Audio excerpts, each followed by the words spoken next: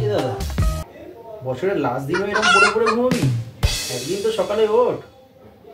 কটা বাজে দেখ, 11টা বেজে গেছে। সত্যি ওঠ ওঠ ওঠ। আমি ঘুমোচ্ছি কি জাগছি? আর আমি বছর বছর ঘুমো তোর তা দেখি। তুই যা, তুই যা, তোর নিজের কাজ করকে যা, আমাকে একদম ডিস্টার্ব করবি না।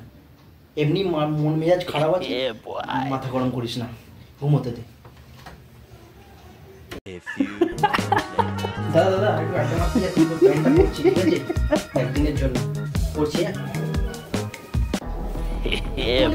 একদম পরবি না আমার প্যান্ট, আমার প্যান্ট একদম পরবি না। কি হয়েছে? একদিন পরলে প্রবলেমটা কি? তুই তো আমার প্যান্টগুলো পরিস, এত হিংসা কি? বললি তোর প্যান্ট আমি রোজ পরি? তোর প্যান্ট আমি কোনোদিনই পরি না। হ্যাঁ, মাঝখানে একদিন বাজার করতে গেছিলাম, আমার প্যান্টটা কেচে দিয়েছিল আমার বাবা, সেই জন্য আমি পরেছিলাম। একদম প্যান্ট পরবি না।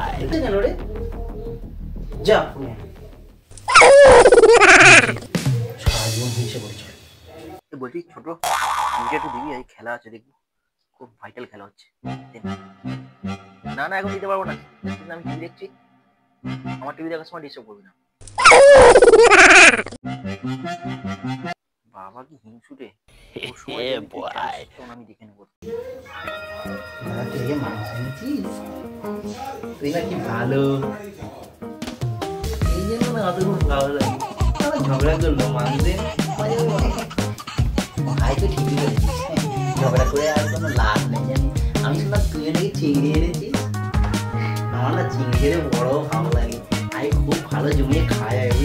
আর আর তুই, হ্যাঁ ঠিক আছে, তোর কথা মতো না আজ ঝগড়া করবো না। নতুন বছরটা শুধু আমরা ভালোভাবে কাটাবো। চল খিদে রান্না হয়ে